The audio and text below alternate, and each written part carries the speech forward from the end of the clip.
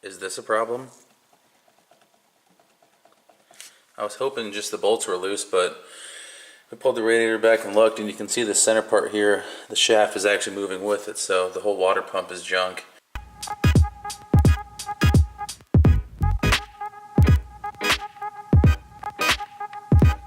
We got the pump pulled off.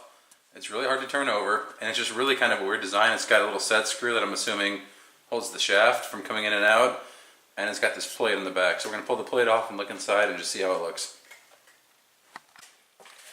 Of course these screws won't just come out, so I'm using this impact, I don't know what you call it, impact remover, impact screwdriver to take them out.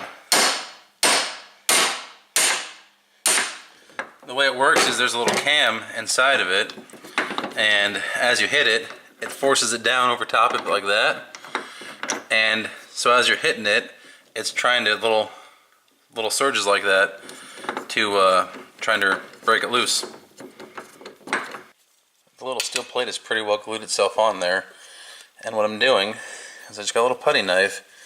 I'm just ever so slightly going around every single little bolt hole and just getting it wedged in there a little bit and just kind of breaking the seal. You don't want to go, you know, pounding a screwdriver in there and scoring it all up. You just got to get it broke loose. Alright, I think I got it broke loose enough. We're going to get her off of there. So here's the impeller,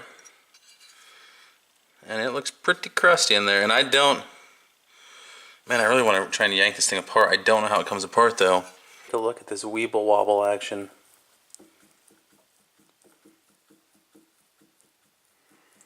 Even if it's not leaking, it definitely should not be doing that. And man, I've never had a water pump that was this hard to turn over. I mean, it feels like it's seized up or something. So this is the plate off the back of the water pump, and you can see the shiny spot here is where the impeller has actually been rubbing on it because it was cocked off at an angle because the belt was pulling so tight on it and the bearings were shot. So we gotta get this cleaned up. So we got our water pump back, and would you believe this is even the same pump? I mean, I cannot believe the quality they did here. I thought, okay, I'll get it back, it'll be clean, but I mean, they spray painted it. They even painted the impeller in here. If you just Google the Flying Dutchman water pumps, they're out in Oregon. I highly recommend them. I am just blown away by how well the stupid thing looks.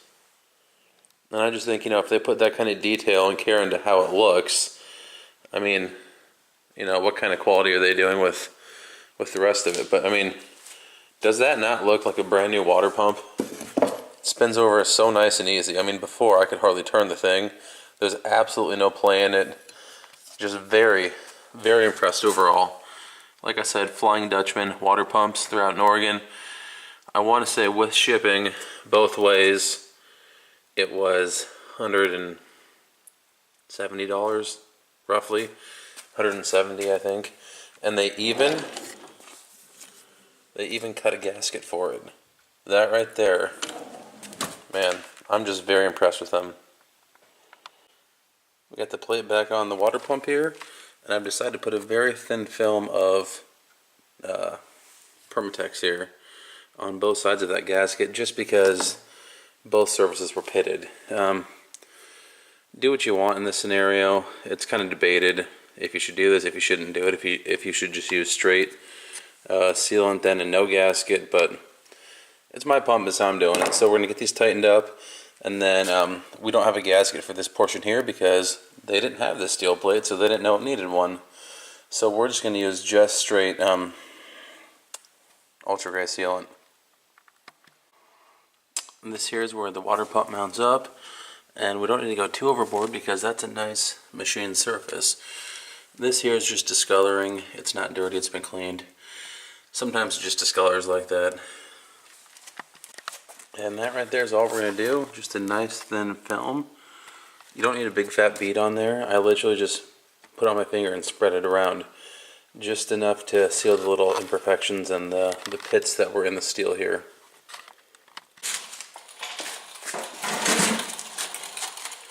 These two here are about 4 inches long. And so what I did was I stuck them through the pump, kind of as dowel pins, and got them threaded into the block to make sure I was putting it on square and not smearing that silicone everywhere. Now we're just going to snug them all up.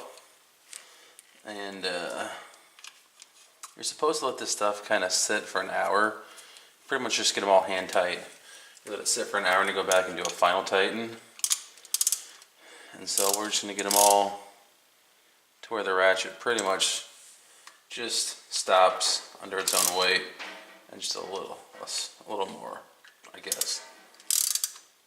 It's about an hour later, and we're just going to go around in a crisscross pattern and just kind of final tighten these suckers.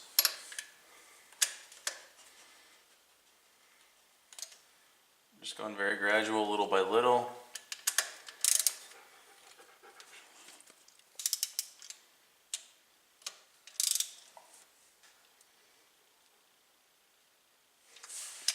Alright, and that's it. All we got left is to put the pulley on, reinstall the fan, obviously the radiator and everything else, but I think I'm just going to wrap it up right here. If you guys like this, please stay tuned for more. Comment, rate, subscribe.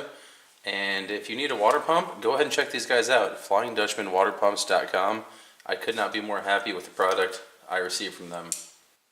Got it all back together, and there's no movement whatsoever. You can see the blade deflects, but the center hub doesn't even budge. And I'm putting a lot more force on this than I was the first time when it was bouncing all over the place.